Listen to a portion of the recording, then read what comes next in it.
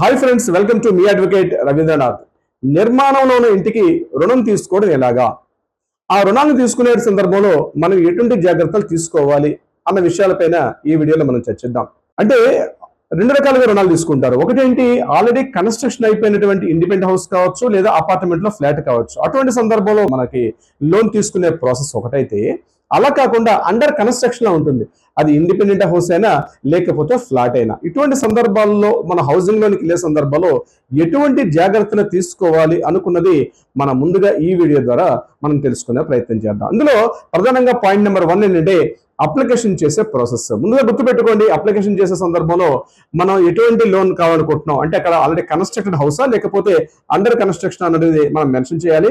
Under construction లో ఉండే సందర్భంలో దానికి సంబంధించిన photos, images, total documents, link documents, తర్వాత total whatever the requirement documents అన్ని ఉంటాయో, దానికి సంబంధించిన కన్స్ట్రక్షన్ అప్రూవల్స్ అన్ని కూడా మన దగ్గర ఏ డాక్యుమెంట్స్ ఉన్నాయో టోటల్ డాక్యుమెంట్స్ అయితే బిల్డర్ దగ్గర తీసుకొని, ఆ బిల్డర్ దగ్గర నుంచి టోటల్ ఈసీ నుంచి టోటల్ గా సైట్ అంటే ల్యాండ్ అప్రూవల్స్ దగ్గర నుంచి, టౌన్ ప్లానింగ్ అప్రూవల్ దగ్గర నుంచి, పర్మిషన్స్ దగ్గర నుంచి, ఏ స్టేజ్ లో కన్స్ట్రక్షన్ చేసామన్నది అప్ టు డేట్ వరకు అంతా కూడా టోటల్ డాక్యుమెంట్స్ సెట్ అంతా కూడా మనం ఏ బ్యాంక్ నుంచి అయితే లోన్ తీసుకుంటున్నామో ఆ బ్యాంక్ కి ఫైల్స్ అప్లై చేసుకోవడం ఉంది పాయింట్ నెంబర్ 1.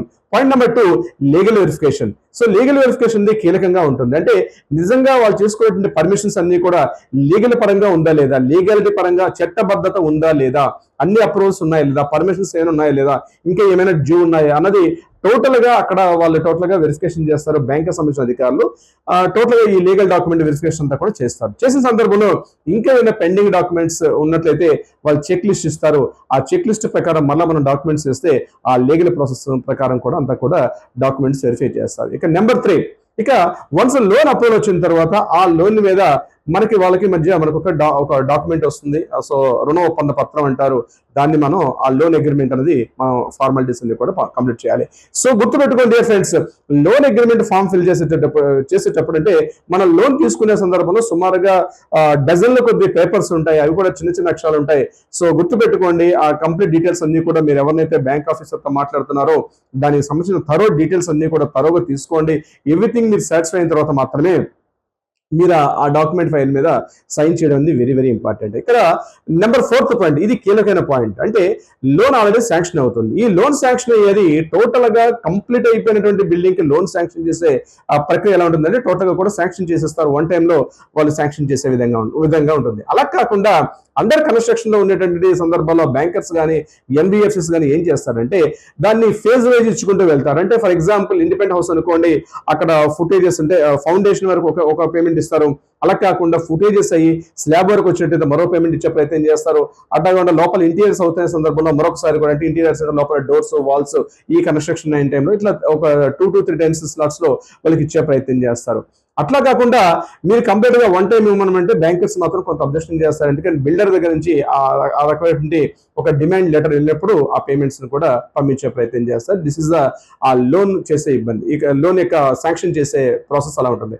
ఇక నెంబర్ 1, ప్రీ ఈఎంఐస్ చెల్లింపు ఎలా ఉంటుంది అంటే ఇక్కడ చూడండి, ఇంకా లోన్ టోటల్ అమౌంట్ మీకు ఇంకా కంప్లీట్ కాలేదు కాబట్టి, సో ఇంకా టోటల్ అమౌంట్ మీకు శాంక్షన్ కాలేదు కాబట్టి మీరు ఏం చేస్తారంటే ఎంత మొత్తం అయితే మీకు శాంక్షన్ అయిందో అంత మొత్తానికి మాత్రం మీరు ప్రీ ఈఎంఐస్ చెల్లిస్తారు. అంటే టోటల్ ఫైనల్ అమౌంట్ శాంక్షన్ అయ్యేదాకా మీరు కూడా ఈఎంఐస్ అంటే శాంక్షన్ అయినప్పటి నుంచి next month every month payment చేస్తారు.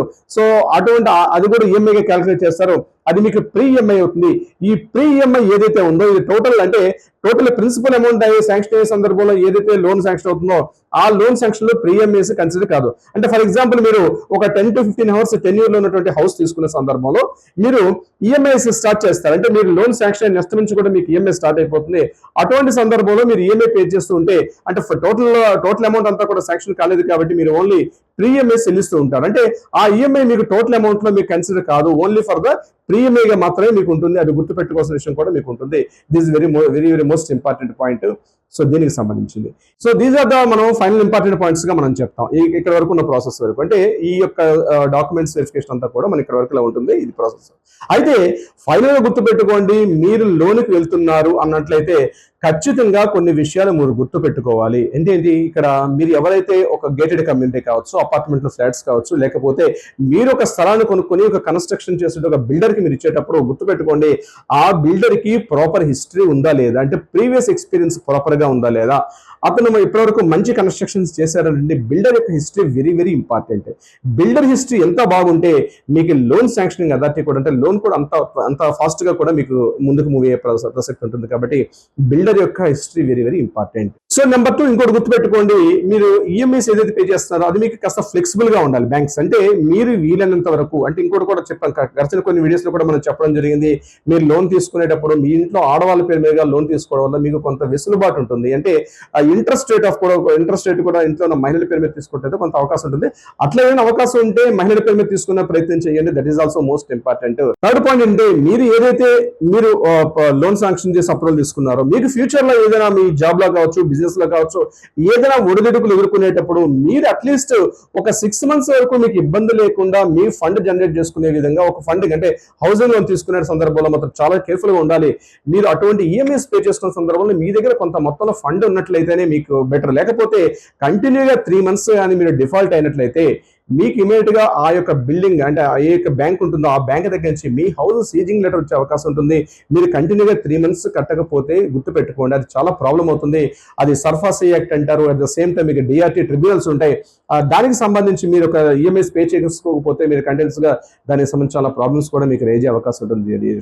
సో దీస్ ఆర్, అంటే అందరు కన్స్ట్రక్షన్ లో ఉండేటప్పుడు మనం ఎటువంటి జాగ్రత్తలు తీసుకోవాలి, అసలు లోన్ ప్రాసెస్ ఎట్లా తీసుకోవాలనే విషయం మీద ఈ వీడియో మీకు ఉపయోగపడి ఉంటుందని నేను అనుకుంటున్నాను. దీనికి సంబంధించి మీకు ఏమైనా డౌట్స్ కానీ సలహా సంప్రదింపులు కావాలంటే కింద స్క్రోల్ అవుతున్న నెంబర్ని మీరు కాంటాక్ట్ చేయండి. మా లీగల్ టీం మీకు అప్రోచ్ అవుతారు. దానికి సరైన విధంగా మీకు ఒక పరిష్కారం, అంటే మీకు ఏదైనా ప్రాబ్లమ్స్ ఉంటే కూడా, అంటే లీగల్ పరంగా మీకు ఏదైనా సొల్యూషన్స్ కావాలంటే కూడా మా లీగల్ టీం మీకు అప్రోచ్ అయ్యి మీకు సరైన ఒక గైడెన్స్ అయితే ఇచ్చే అవకాశం ఉంటుంది. Thank you so much friends. ఇది ఈ రోజు వీడియో. ఈ వీడియో మీకు నచ్చితే లైక్ చేయండి, షేర్ చేయండి, వీలైనంత మందికి షేర్ చేయండి. మీకు ప్రతిరోజు కూడా ఇట్లాంటి లీగల్ సంబంధించినటువంటి వీడియోస్ మీకు కంటిన్యూ వస్తూనే ఉంటాయి. Thank you so much my dear friends.